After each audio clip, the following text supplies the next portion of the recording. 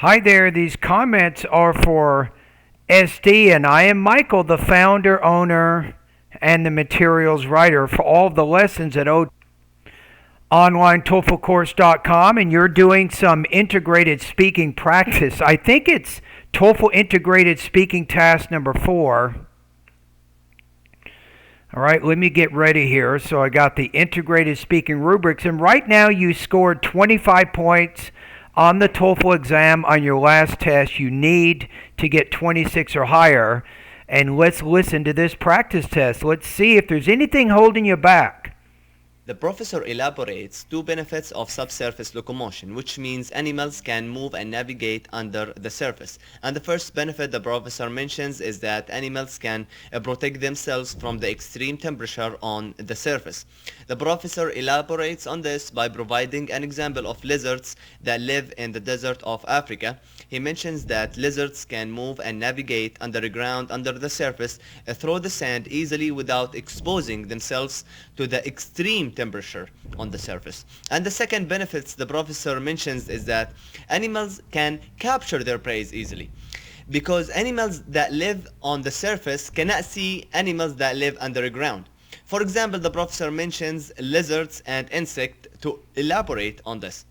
He mentions that insects, while moving on the surface, can produce vibrations, and lizards can sense these vibrations and capture these insects That are above ground. The lizards underground can sense the above vibrations and therefore capture these insects that are walking through the sand.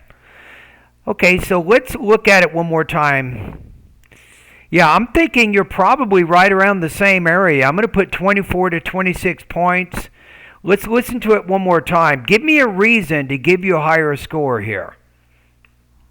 The professor elaborates two benefits of But elaborates means that he's adding to something that's already mentioned, which that's not what he's doing. He introduces an idea. He explains an idea. So I think elaborates is the wrong word, at least in the beginning of your response there. So the professor introduces the concept called blah, blah, blah, and then further elaborates on this idea by giving two examples or something. That might be a better way to say it. Surface locomotion, which means animals can move and navigate under the surface. And the first benefit the professor mentions is that I would just say which means animals can navigate below the surface, or animals can move below the surface of the sand. So move and navigate, there's really no need to use both of those words because they basically do the same thing. They do the same work in your ideas, right? So don't put anything in there that doesn't help you to explain your ideas. Don't add any unnecessary words in there. Animals can protect themselves from the extreme temperature on the surface. The professor elaborates on this by providing an example of lizards that live in the desert of Africa. How about this? The professor expands on this idea, or the professor illustrates this by blah, blah, blah. So be careful about your reporting verbs. I think you might be a little bit limited in your range of reporting verbs. So go to Google. Okay, here are the key words. A list of academic reporting verbs. Or how about a list of reporting verbs for academic writing?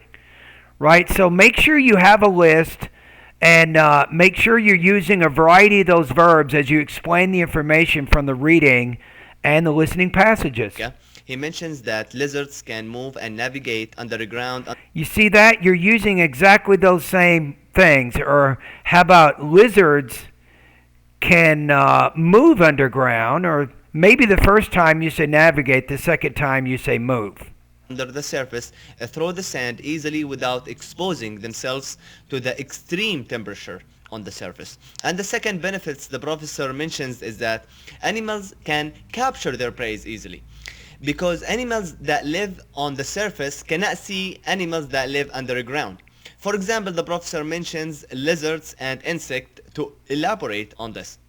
He mentions that insects, while moving on the surface, can produce vibrations, and lizards can sense these vibrations and capture these insects. Okay, so I think on this one maybe some minor redundancies. You can probably do a little bit better with your range of vocabulary when it comes to reporting verbs. So see if you can get 10.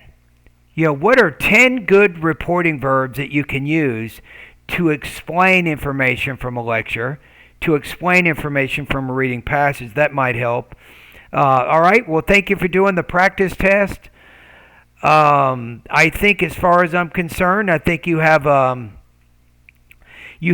pretty good structure to your ideas. You're speaking fluently, clearly, coherently, without too much trouble. I'm going to still put you right around 24 to 26 points out of 30 on this practice test.